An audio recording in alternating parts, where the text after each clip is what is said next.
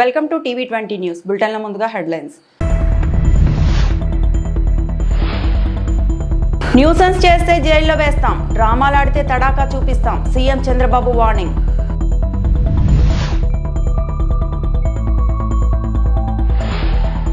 TTD సేవకులకు ప్రత్యేక శిక్షణ, టీటీడీ చైర్మన్ బిఆర్ నాయుడు.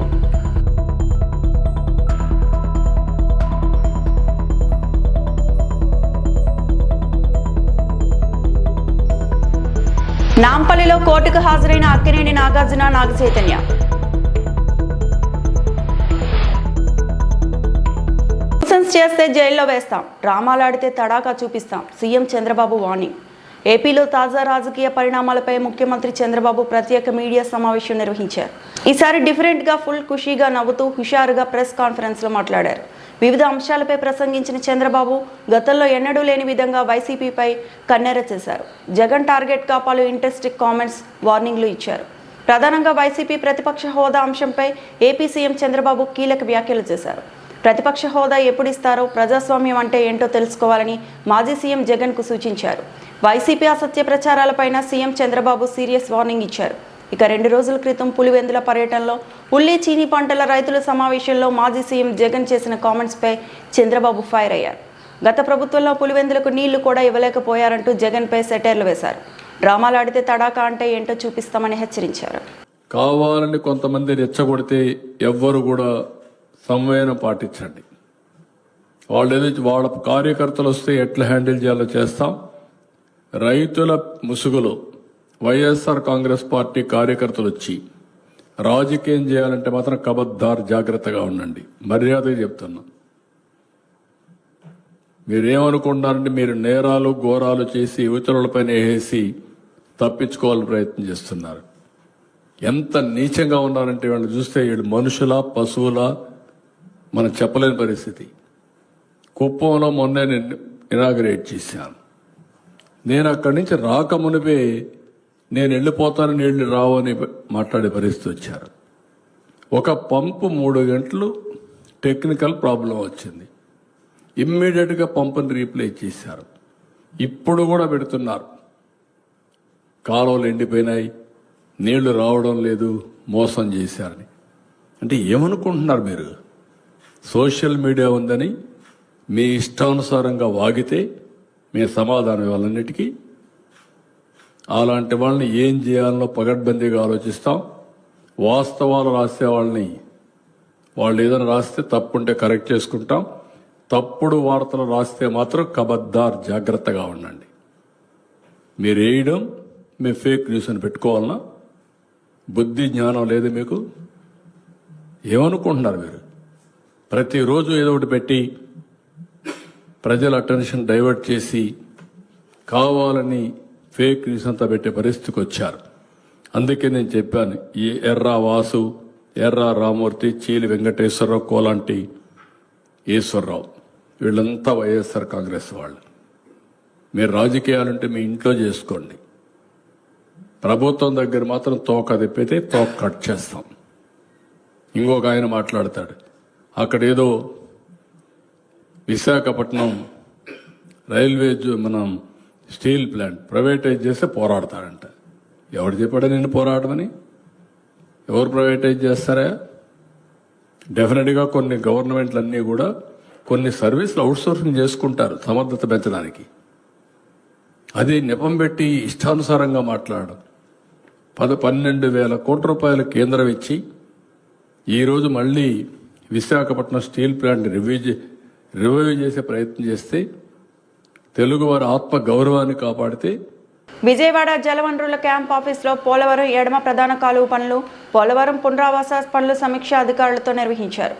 ఈ సమీక్షలో జలవనరుల శాఖ ప్రత్యేక కార్యదర్శి జి సాయి ప్రసాద్, ఆర్&ఆర్ కమిషనర్ రామసుందర్ రెడ్డి, నీటిపారుదల సలహాదారు వెంకటేశ్వరరావు, ఈఎన్సీ నరసింహమూర్తి, ఆయా ప్రాజెక్టుల ఎస్ఈలు, ఈఈలు, ఏజెన్సీల ప్రతినిధులు మరియు ఇతర సీనియర్ అధికారులు పాల్గొన్నారు.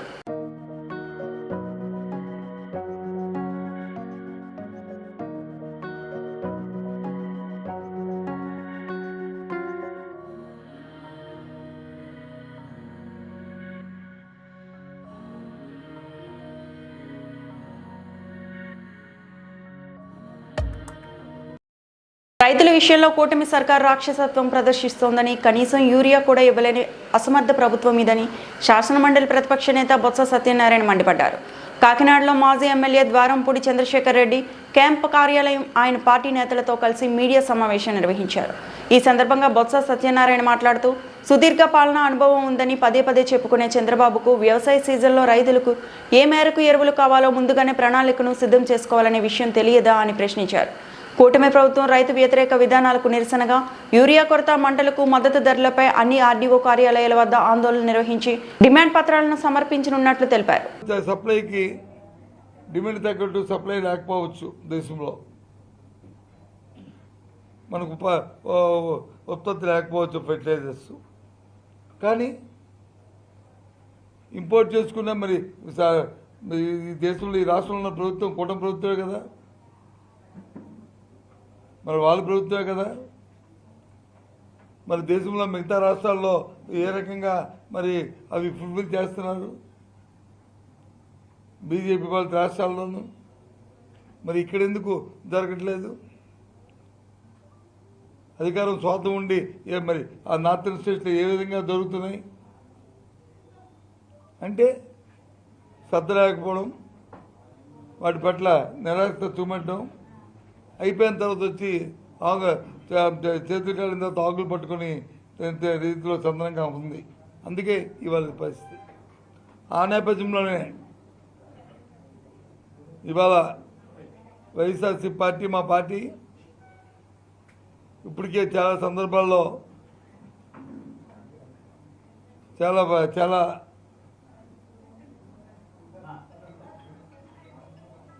ప్రాంతాల్లో ఈ రైతులతో కలిసి యూరియా గురించి ఇప్పటికీ చాలా అధికారులను కలడం, వాళ్ళ మీద ఒత్తిడి చేస్తూ ఉన్నాం. అయినప్పుడు కామన్గా రాష్ట్రం అంతా కూడా రేపు 9వ తేదీ నాడు అన్ని ఆర్డీఓ ఆఫీసుల్లోనూ రైతాంగంతో రైతు సంఘాలతో కలిసి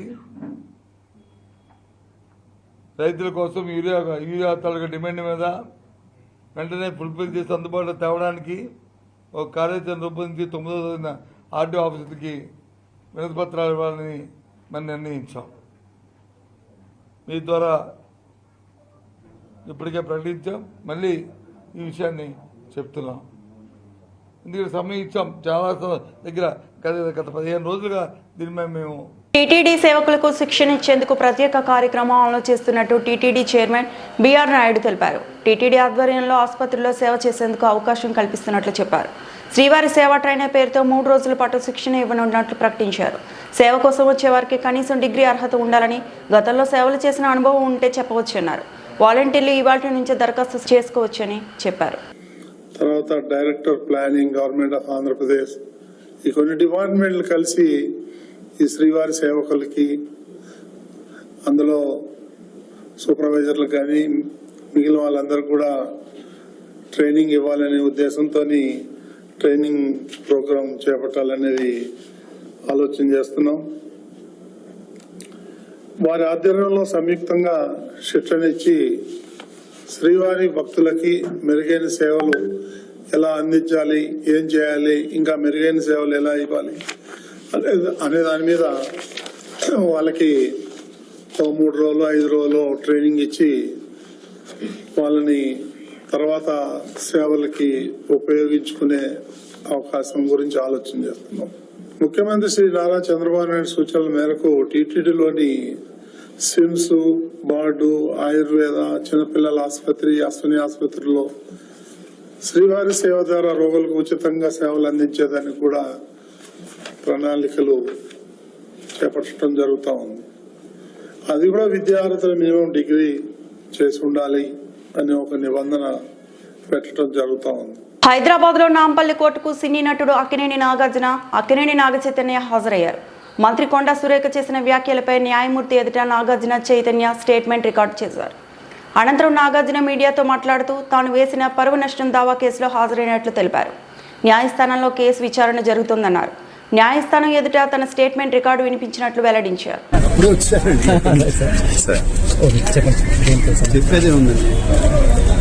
ఇన్ఫర్మేషన్ కేసు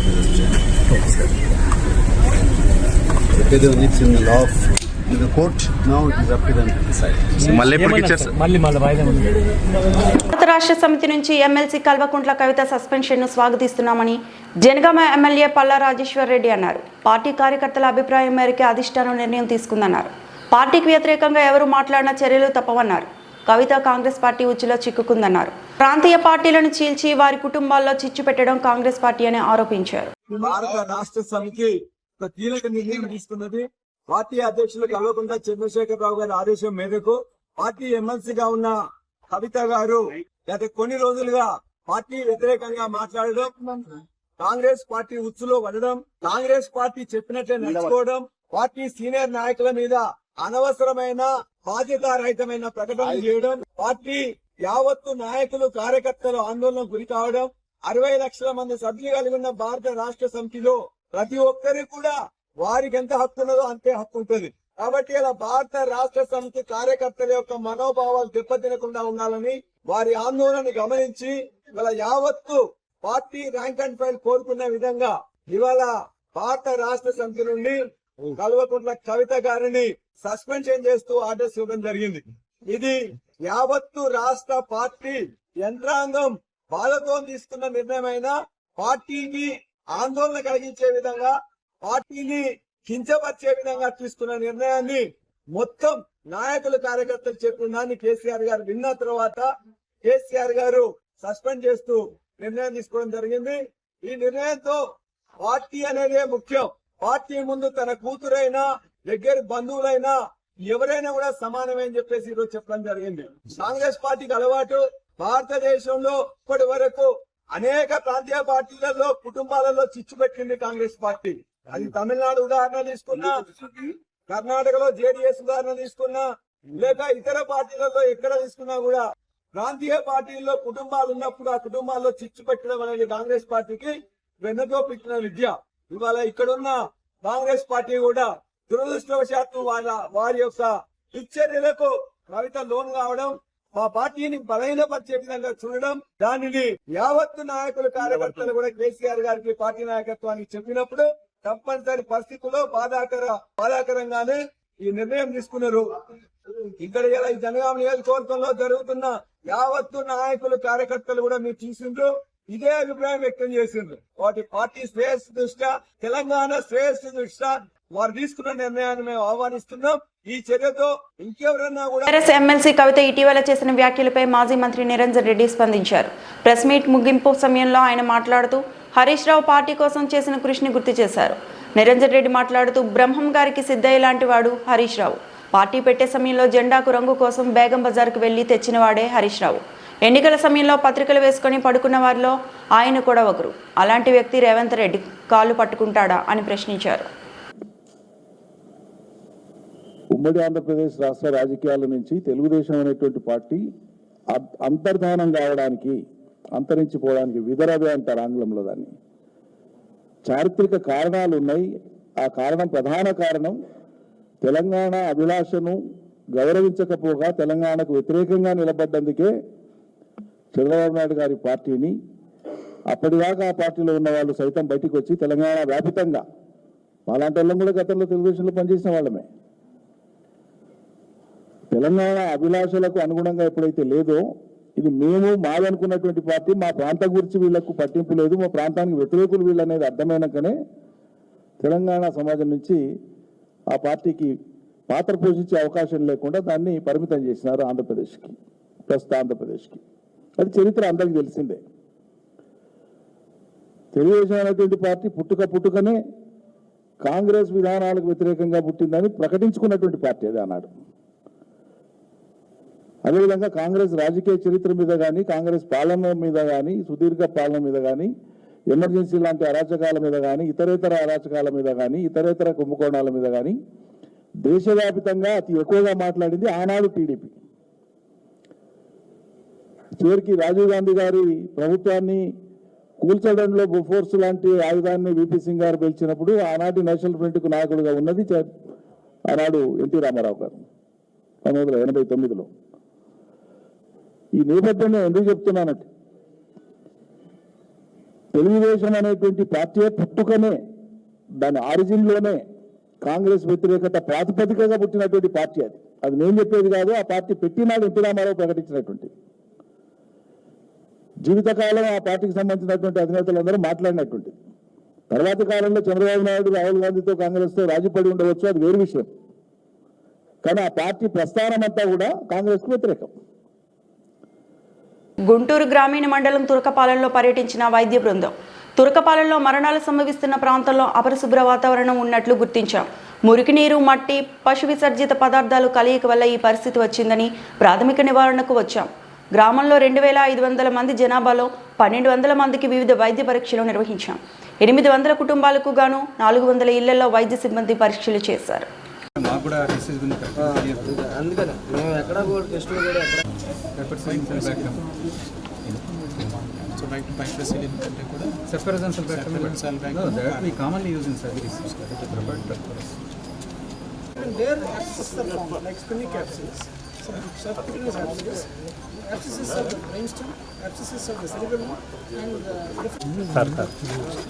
సార్ ఒక చిన్న interview sir 1 to 1.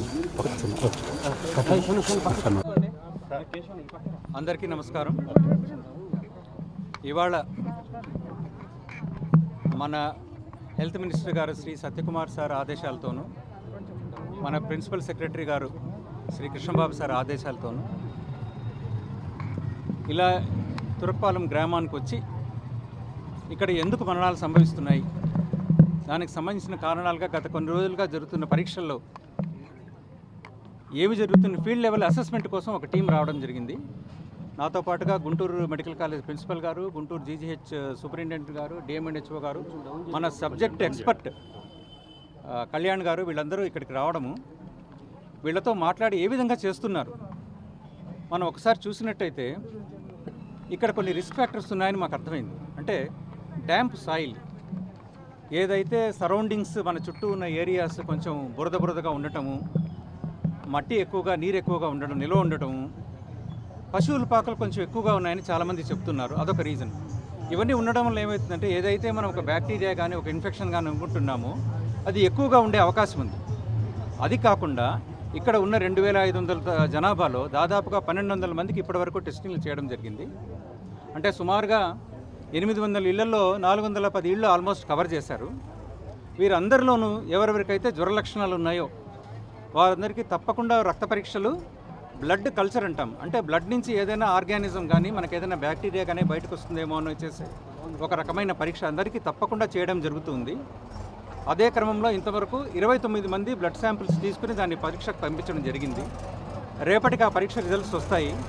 Not only blood, ఏదైతే వాటర్ నుంచి, సాయిల్ నుంచి స్ప్రెడ్ అవుతుంది అనుకుంటున్నాం మనం, ఆ నీటి శాంపిల్స్, 2 రకాల నీటి శాంపిల్స్ తీసుకోవడం జరిగింది. ఒకటి వచ్చి ఇక్కడ ఉన్న రిజర్వాయర్, రెండవది వచ్చి వాటర్ ట్యాంక్. ఆ రెండింటి నుంచి కూడా శాంపిల్స్ తీసుకుని పరీక్షకు పంపడం జరిగింది. రెండింటి రిజల్ట్స్ రేపు వస్తాయి. అంబేద్కర్ కోనసీమ జిల్లా అమలాపురం. వైసీపీ పార్టీపై మండిపడ్డ కార్మిక శాఖ మంత్రి వాసంశెట్టి సుభాష్. కులాల మధ్య కుంపట్లు పెట్టి చలి కాచుకునే పార్టీ వైసీపీ పార్టీకి కళ్ళు గీత కార్మికుల గురించి మాట్లాడే హక్కు లేదు. తమ 5 ఏళ్ల పాలనలో గీత కార్మికులకు చిప్ప చేతిలో పెట్టారు. డమ్మీ కార్పొరేషన్ పెట్టి ₹1 కూడా నిధులు విడుదల చేయలేదు. బీసీ కార్పొరేషన్ను తీసేశారు. వైసీపీ జిల్లా అధ్యక్షుడు చిల్లా జగ్గిరెడ్డి అత్యుత్సాహం చూపిస్తున్నాడు. బీసీల కుల ధృవీకరణ పత్రాల విషయంలో మంత్రి ఏం చేస్తున్నారంటూ నాపై తప్పుడు ఆరోపణలు చేస్తున్నాడు. సమస్య ఉంటే ఆ సమస్యపై అధ్యయనం చేసి మాట్లాడాలి. బీసీల కుల ధృవీకరణ పత్రాల్లో సాంకేతిక సమస్యలు వచ్చాయి. వాటిని నిలుపుదల చేయమని ఆర్డర్స్ ఇచ్చాము.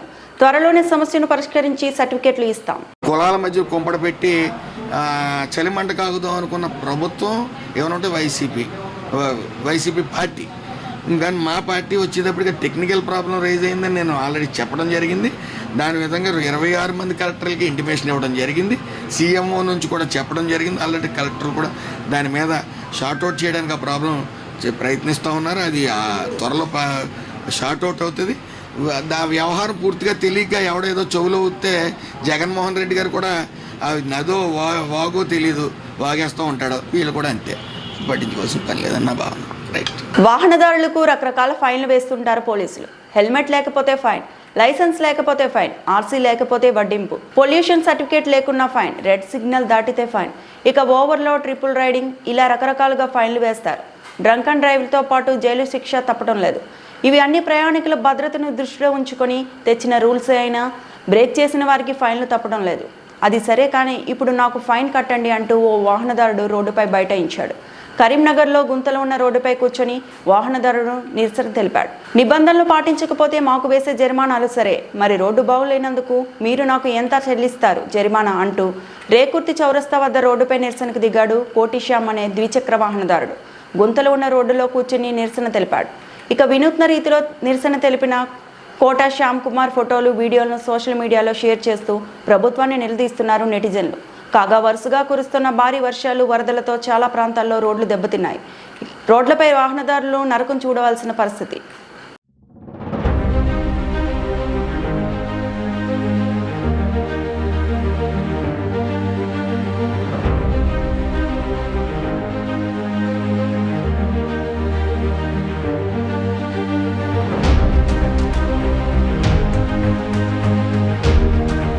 ఈ వార్తలు ఇంతటితో సమాప్తం.